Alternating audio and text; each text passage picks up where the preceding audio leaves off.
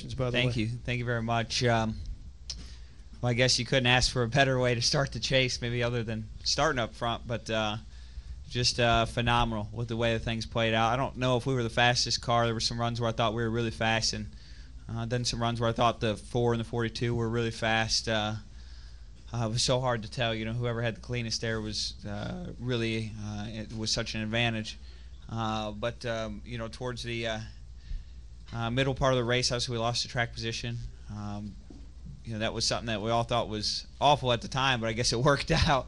And then from there, we just fought and just climbed and clawed and got up to, I think it was 8th, Paul. I don't know where it was. And Paul made the call or decision to pit a little bit late, and it worked out perfectly.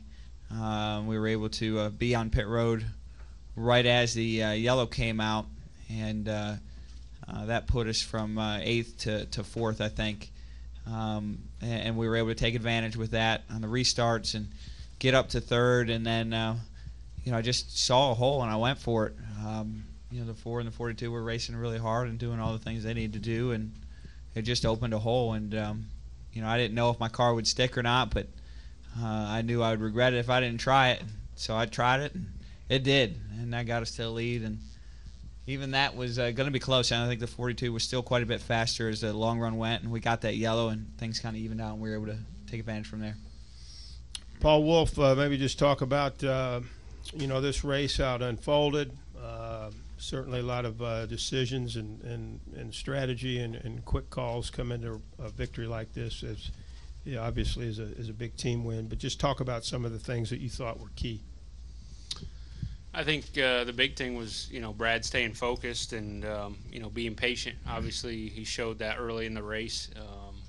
With having to start 25th, we didn't get a good lap in practice. Unfortunately, with qualifying being rained out, got us behind a little bit. But we were still confident that we had enough speed in our car in practice that, if we stayed focused and, kept our car clean all day, that we could still have a shot at it. And, we had the issue on pit road, got us a little bit behind, but, it was good that, the issue we had, we came down and fixed it before we went back green. The changer had felt like he didn't get them tight. And so I think that was key, that he stood up and said, I feel like we're going to have a loose wheel here. So to come in and fix that under yellow was much less of a penalty than if we got going green and had a vibration. So that was key there to being able to overcome that loose wheel.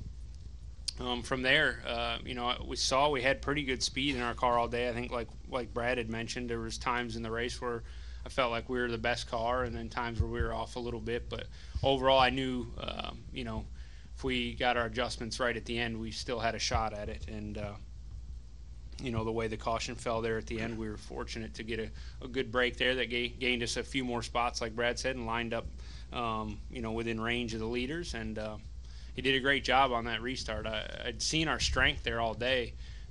Seemed like off of 2 we could really gain on those guys. And when I seen the gap open up, I felt good when I see him going for that would give us our shot. And Roger, congratulations, Brad, and also Joey had a solid finish as well. Just had to be a good way to start off the chase for you. Well, as you look at the new format, the first thing we want to do is get a win with one of our cars, so we're automatically in the next round. And obviously, that happened today with Brad and Joey finishing 4th. Gives him some real momentum. But I think it's a credit to Paul and to Todd Gordon that they're working so close together. And I think as we look back at the season, Joey's pushed Brad and vice versa, and that's made a big difference. And I think the relationship that we've developed now with Ford after the second year has really paid off, because they're committed to see us get the best. I think the engineering team back at home continues every weekend. I would say this, we have a different car, because this thing is so close, and you just can't bolt something on. So Paul and the team back at the shop are just doing a hell of a job. And I think today, as Paul said, the real winner today is the young man that changes the rear tire, put his hand up and said, "Hey, I screwed up."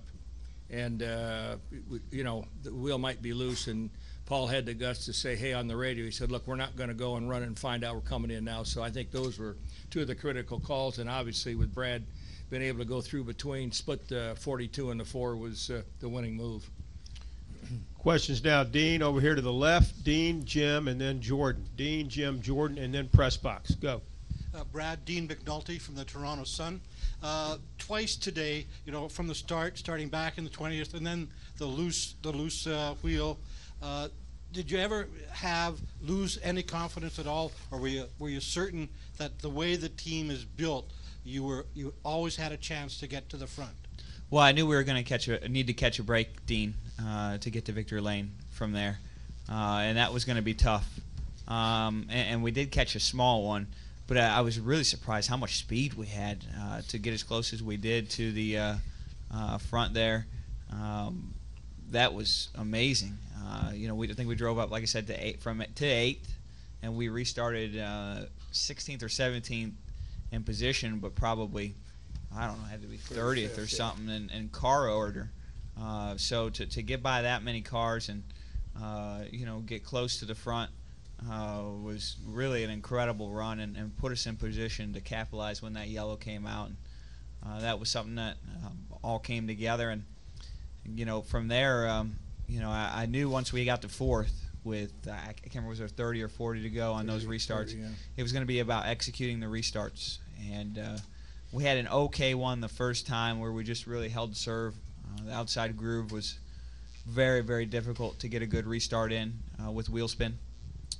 And then we had a great one there, the next, or the last one, I should say. I think there were 3 of them, or I can't remember, there were 2 or 3 of them. The last one, once we had gotten the lead. So we just put it all together, and that was very, very special. Let's go to Jim, Jordan, and then press box. Jim, Jordan, press box. Go ahead, Jim. Jim Utter, Charlotte Observer. Brad, earlier in the week in Raleigh, you had talked about your performance at Richmond and how much you thought that meant to you and your team coming into the chase. Now, after today, you overcome some adversity during the race.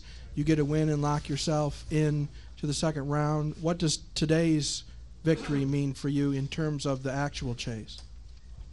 It means a lot, but, my boss would say don't read your own press clippings.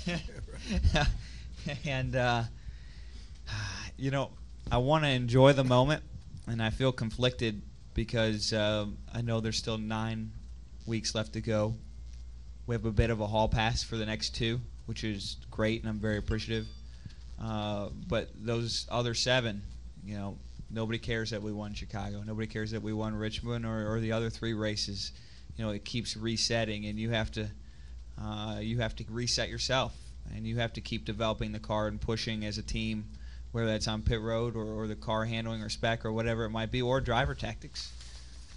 So I want to be thankful for today, but I know there's a long ways to go. And today was about as much of a statement as you can make on a week 1, and there's 10 weeks to go. So I don't want to understate it, but certainly don't want to overstate it. It's hard. It's a hard balance.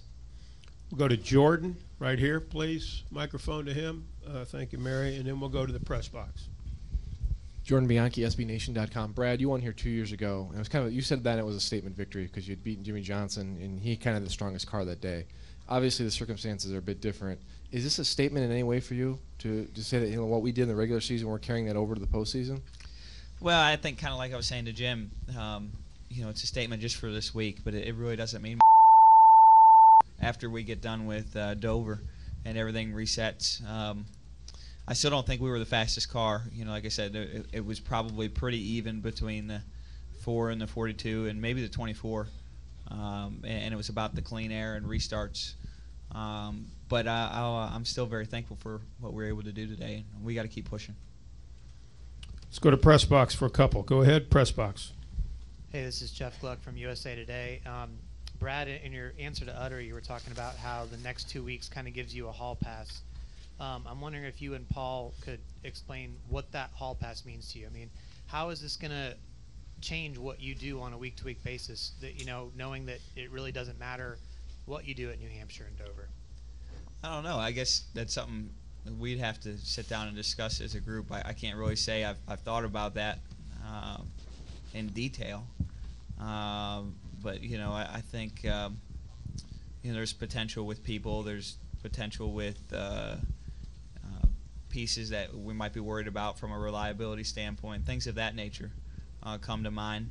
But I don't know what those opportunities are. And a guy like Paul and Travis Geisler, Michael Nelson, Tim Sundrick, they know that stuff best, and they could probably answer that question better. But we still have a lot to talk through and work on, and certainly don't want to lose focus of the 7 races after that as well.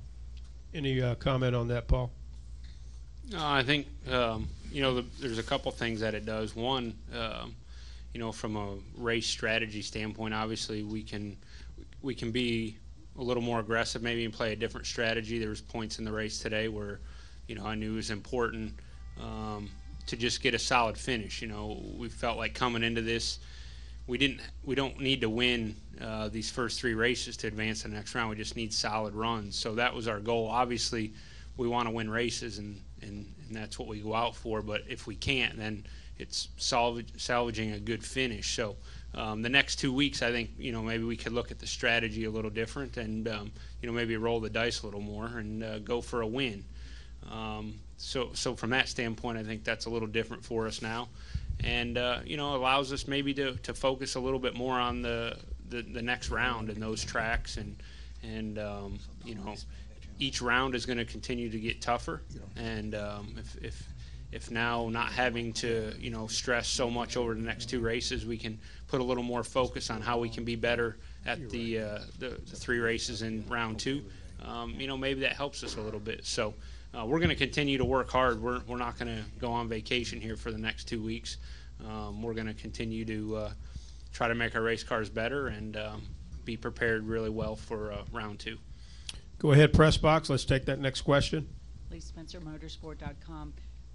When the 43 engine failed, and with what happened to the number 22, did you have any indication at all that maybe something might be going on, or were you worried at all that you might have an issue with yours? I know 22 happened right there at the end, but yeah, I didn't know until you just told me. So I'm glad I didn't. No, the 22 had one of the windscreen tear-offs covered the whole front of the car. We got that call out with about 5 laps to go, so he had no. We knew the engine was heating up. And finally, with 1 to go or 2 to go, he said, "Look, I've got no water at all." So we were fortunate that blew up on after we crossed the finish line. And Roger, can you just kind of describe Brad's perseverance? I mean, for him to come back the way he drove through the field, and he and Paul just never seemed to go up to give up. You told them, be mindful of your strategy today. You wished them luck in the pits, but there's just something about this crew just continue to push on. Well, I think word that we're using is big picture, and I said that even to Brad, before that last restart. What we didn't want to do is run as well as we had and end up in the fence somewhere. But I think Brad's certainly a thinking man driver, and he has the confidence in Paul and Brian and the whole team. And I think that when he went back, he said, "Look, let's go," because he knew he had a fast car. And I think that in some ways that keeps his mind focused rather than up there fighting with the 4 and the 24 and the 42 coming up through there. Gave him the confidence how good the car was. So when it was time to go, he was really in position to make a move. All right, we're coming back downstairs. We're going to take 2 more questions. Bob Pockris and then Kenny Bruce. Bob Pockris, Sporting News. Paul, will you be able to choose different cars now for the next 2 races? And then also, when you did have the loose wheel, was there some damage to the car on the right side? It looked like maybe it flared out a little.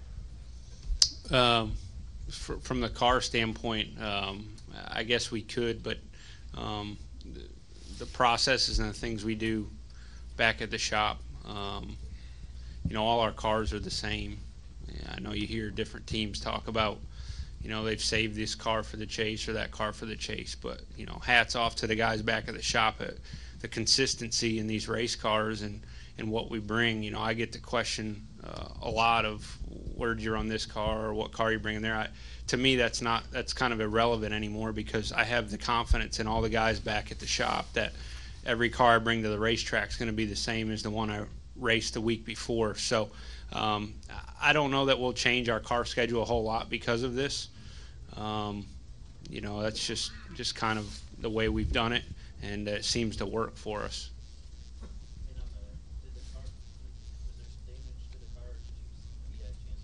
No, I haven't seen. There wasn't any damage from the wheel. Maybe something from going down on the apron and stuff. On the restarts here, when you go down on the flat, a lot of times that'll, cause a little bit of damage. That could have been what you're seeing there. Go over here to the left. Final question, Kenny Bruce. Kenny Bruce with NASCAR.com. Brad, on the final restart, Kyle Larson had a tire issue. He said it was from contact between you two when you were cleaning your tires before the restart. Yeah. Can you kind of talk about that a little bit? We were both swerving to clean our tires, and we made contact. I was already on the bottom groove, and the debris really builds up about 1.5 lanes to 2 lanes up when the yellow comes out. And if you're the outside car, you try to stay out of it. And he was, from my perspective, trying to clean his tires and in my groove.